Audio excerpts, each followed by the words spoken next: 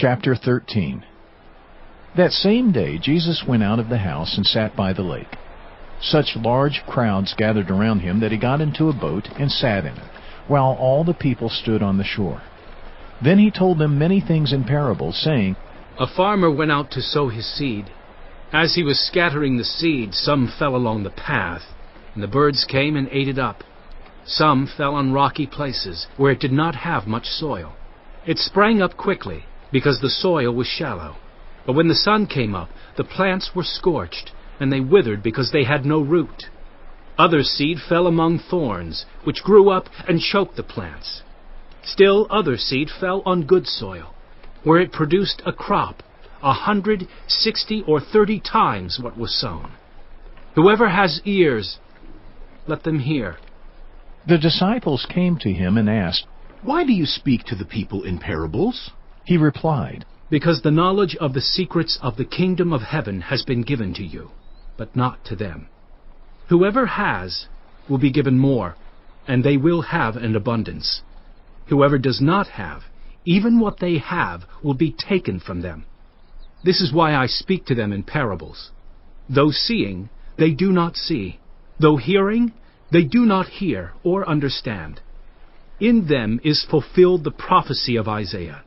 You will be ever hearing, but never understanding. You will be ever seeing, but never perceiving. For this people's heart has become calloused. They hardly hear with their ears, and they have closed their eyes. Otherwise they might see with their eyes, hear with their ears, understand with their hearts, and turn, and I would heal them.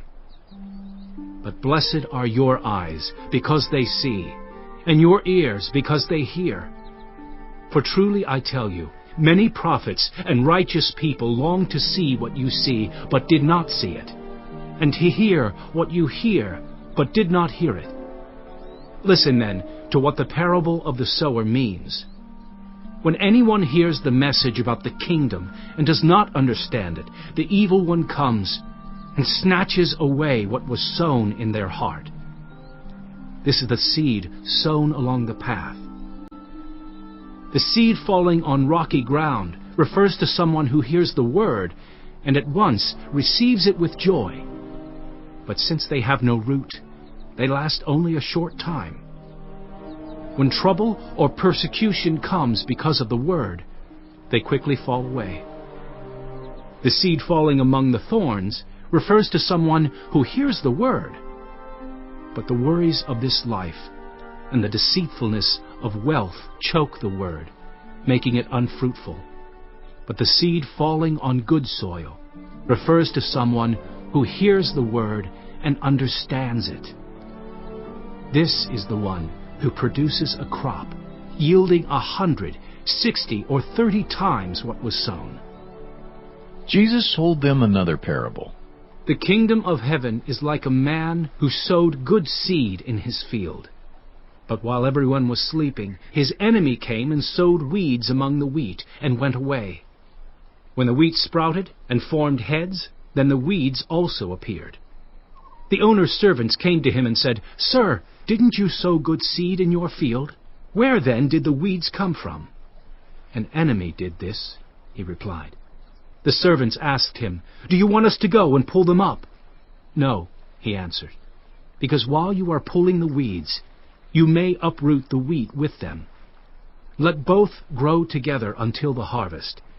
At that time I will tell the harvesters, First collect the weeds and tie them in bundles to be burned. Then gather the wheat and bring it into my barn. He told them another parable. The kingdom of heaven is like a mustard seed, which a man took and planted in his field. Though it is the smallest of all seeds, yet when it grows, it is the largest of garden plants and becomes a tree, so that the birds come and perch in its branches. He told them still another parable. The kingdom of heaven is like yeast that a woman took and mixed into about 60 pounds of flour until it worked all through the dough.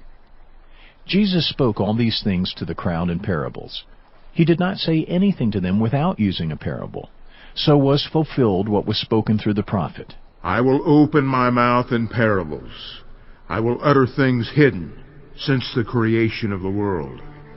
Then he left the crowd and went into the house. His disciples came to him and said, "Explain to us the parable of the weeds in the field." He answered, The one who sowed the good seed is the Son of Man.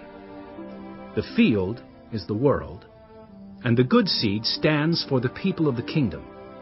The weeds are the people of the evil one, and the enemy who sows them is the devil. The harvest is the end of the age, and the harvesters are angels. As the weeds are pulled up and burned in the fire, so it will be at the end of the age. The Son of Man will send out his angels, and they will weed out of his kingdom everything that causes sin, and all who do evil. They will throw them into the blazing furnace, where there will be weeping and gnashing of teeth. Then the righteous will shine like the sun in the kingdom of their Father. Whoever has ears, let them hear. The kingdom of heaven is like treasure hidden in a field. When a man found it, he hid it again, and then in his joy went and sold all he had and bought that field. Again, the kingdom of heaven is like a merchant looking for fine pearls. When he found one of great value, he went away and sold everything he had and bought it. Once again, the kingdom of heaven is like a net that was let down into the lake and caught all kinds of fish. When it was full, the fishermen pulled it up on the shore. Then they sat down and collected the good fish in baskets, but threw the bad away. This is how it will be at the end of the age. The angels will come and separate the wicked from the righteous and throw them into the blazing furnace, where there will be weeping and gnashing of teeth. Have you understood all these things? Jesus asked. "Yes." They replied. He said to them, Therefore, every teacher of the law who has become a disciple in the kingdom of heaven is like the owner of a house who brings out of his storeroom new treasures as well as old. When Jesus had finished these parables, he moved on from there. Coming to his hometown, he began teaching the people in their synagogue, and they were amazed. Where did this man get this wisdom and these miraculous powers? They asked. Isn't this the carpenter's son? Isn't his mother's name Mary, and aren't his brothers James, Joseph, Simon, and Judas? Aren't all his sisters with us?